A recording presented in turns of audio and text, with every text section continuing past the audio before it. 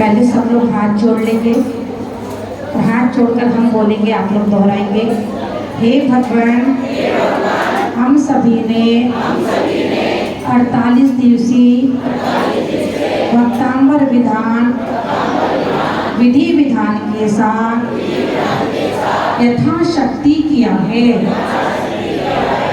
इसमें हमारे प्रमादवश किसी भी प्रकार की कोई भी गलती हो गई हो तो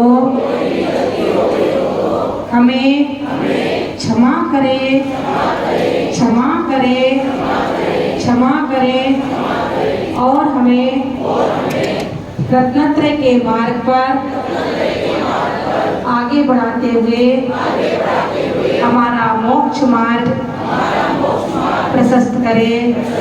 नमोस्तु भगवान, नमोस्तु भगवान, नमोस्तु भगवान, नमोस्तु जिनवाणी माँ, नमोस्तु जिनवाणी माँ, नमोस्तु गुरुदेव, नमोस्तु गुरुदेव। सभी 3 बार माता को वंदना करेंगे। वंदना माता जी, वंदना माता जी, वंदना माता जी। देखिए, आज पावन पर्व श्रुत की परिभाषा क्या है? श्रुत ज्ञान, शुद्ध ज्ञान की परिभाषा करते हुए कहा है, जो मति ज्ञान को विशेष रूप से जाने उसे श्रुत ज्ञान कहते हैं। द्रव्य सूत्र और भाव सूत्र।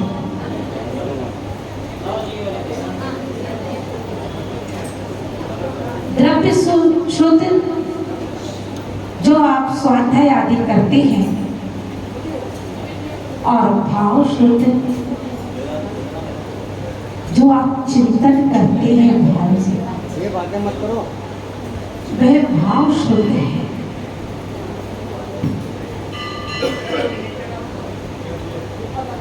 पहले क्षयोपशम बहुत अच्छा था, और जब क्षयोपशम अच्छा था तो शास्त्रों की जरूरत नहीं पड़ती थी। जब धीरे धीरे क्षयोपशम घटने लगा तो धर्षण आचार्य को चिंता हो गई, विकल्प आ गया, और विकल्प भी अच्छे कार्य के लिए आया।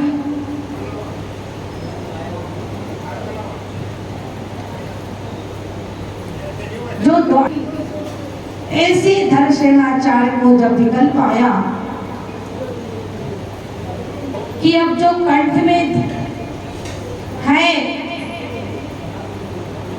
धीरे धीरे वैसा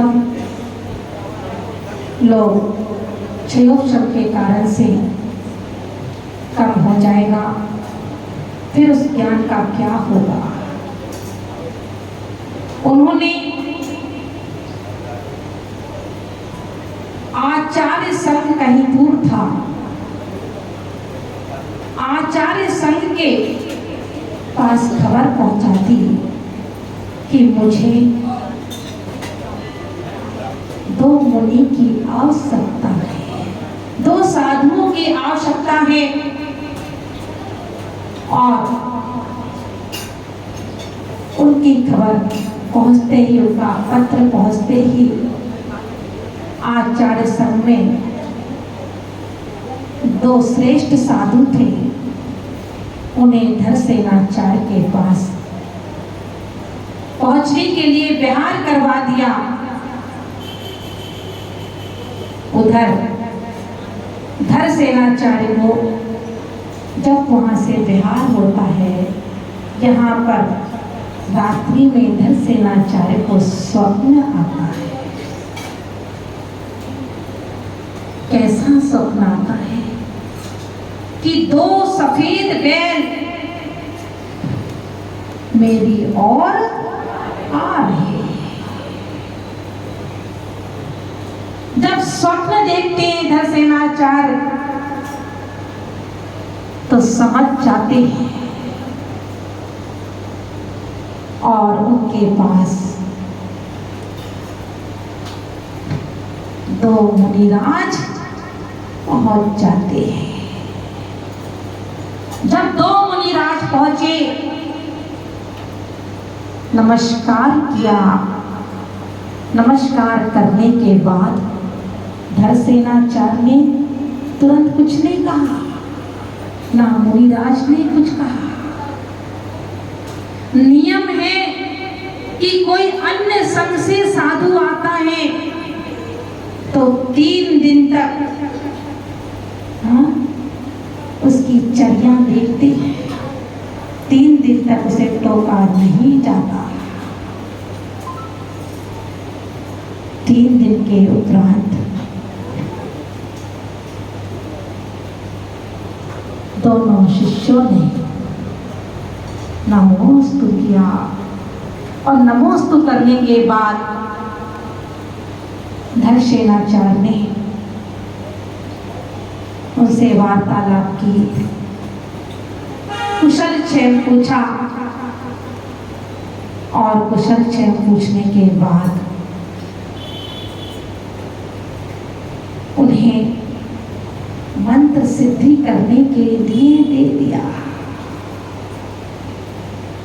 उनकी योग्यता को परखने के लिए, वैसे वे जानते थे, क्यों? क्योंकि उनको स्वप्न आ गया था कि 2 सफेद बैल आ रहे हैं और वे जानते थे कि ये पूरा कार्य कर लेंगे, लेकिन फिर भी उन्होंने परीक्षा की और परीक्षा करने के लिए उन्होंने दोनों को मंत्र दे दिए। एक मंत्र में हीनता थी, एक मंत्र में एक अक्षर की कमी और एक मंत्र में अधिकता थी। दोनों को मंत्र सिद्ध करने को जब दे दिया, मंत्र सिद्ध हुआ तो देव प्रकट हो गए, देवियां प्रकट हो गई। और जब प्रकट हुई तो कैसे प्रकट हुई? एक का दांत बाहर की ओर निकला हुआ था और एक की आंख। मैं समझ गई कि कोई ना कोई कमी जरूर है, तभी ये देवियां सही रूप में प्रकट नहीं हुई। उन्होंने पुनः मंत्र को देखा और मंत्र को देख करके उन्होंने मंत्र को शुद्ध किया और शुद्ध करके पुनः सिद्धि की और पुनः वे देवियां सुंदर रूप में प्रकट हो गई। और जब ये देखा और प्रकट होने के बाद वे धरसेनाचार्य के पास पहुंचे और अपनी सारी बात बता दी। तो धरसेनाचार्य समझ गए कि ये कार्य में सफल है और उन्होंने पढ़ाई प्रारंभ कर दी। उन्होंने पढ़ाना शुरू कर दिया और वह पढ़ाई कब पूरी हुई थी आपको पता है? शुक्ल पंचमी को कब हुई थी पूरी? बता तो आज के दिन पूरी हुई थी। पक्की बात है? अच्छा, कितने लोग कह रहे कि आज के दिन पूरी हुई थी?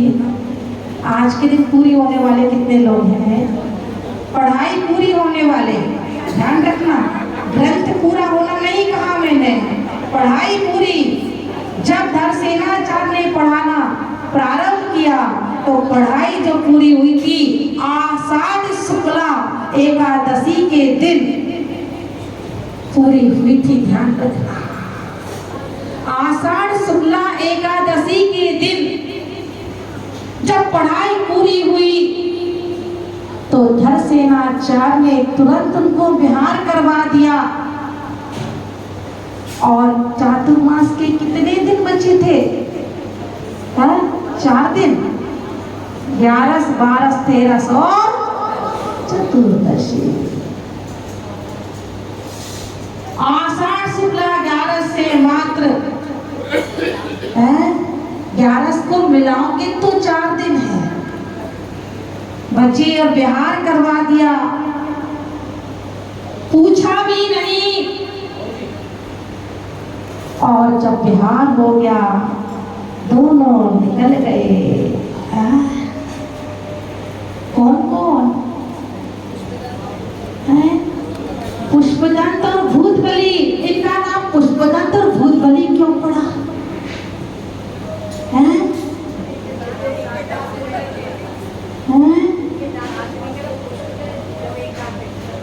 क्यों थे? जो भूतों ने उनकी प्रशंसा की थी, भूत बलि नाम दिया था नरसेनाचार्य ने। भूत जाति के जो देव थे उन्होंने प्रशंसा की थी, और पुष्पदंत उनके दांत इधर उधर थे, वो दांत की पंक्तियां ठीक कर दी थी, इसलिए उनका नाम पुष्पदंत पड़ा। तो कहना क्या है, जब वे विहार करते हुए मात्र बीच में कितने दिन और अंकलेश्वर जाकर के रुक गए। अंकलेश्वर में जाकर के दोनों महाराजों ने चातुर्मास कर लिया, और जब चातुर्मास किया, चातुर्मास पूर्ण हुआ, तो उसके बाद दोनों महाराज अलग अलग विहार कर गए। एक दिशा में पुष्पदंत और दूसरी दिशा में भूतबली विहार कर गए, और पुष्पदंत के साथ उनके गृहस्थ जीवन का जो भांजा था वह विहार कर गया, उसको दीक्षा दे दी, और दीक्षा देने के बाद दोनों ने विहार किया, और विहार करके रास्ते में पढ़ाते रहे। किसको? पुष्पदंत किसको पढ़ाते रहे? अपने भांजे को पढ़ाते रहे जिन्होंने दीक्षा ली थी, और उन्हें 20 सूत्रों का ज्ञान करवा दिया। जब 20 सूत्रों का ज्ञान करवा दिया, और पुष्पदंत ने देखा कि मेरी आयु अब कम है, तो किसके पास भेज दिया? भूतबली के पास भेज दिया, और भूतबली ने देखा कि पुष्पदंत की आयु अब शेष नहीं, अब क्या है, यह ग्रंथ बीच में ही अधूरा रह जाएगा। तो आगे के जितने भी सूत्र हैं वह किसने पूरे करवाए? भूतबली ने पूरे करवाए थे, तभी से पुष्पदंत भूतबली नाम चला आ रहा है। और यह ग्रंथ पूर्ण किस दिन हुआ था? यह ग्रंथ आज के दिन पूरा हुआ था, ना कि पढ़ाई हुई थी। आज के दिन पुष्पदंत भूतबली ने आज के दिन इस ग्रंथ को पूरा किया था, और पूरा करने के बाद जब से उस ग्रंथ की यहाँ पर पूजा की जाती है। इस प्रकार से श्रुत पंचमी महापर्व की यह कहानी है। समय भी अपनी गति से बढ़ रहा है, समय सीमा में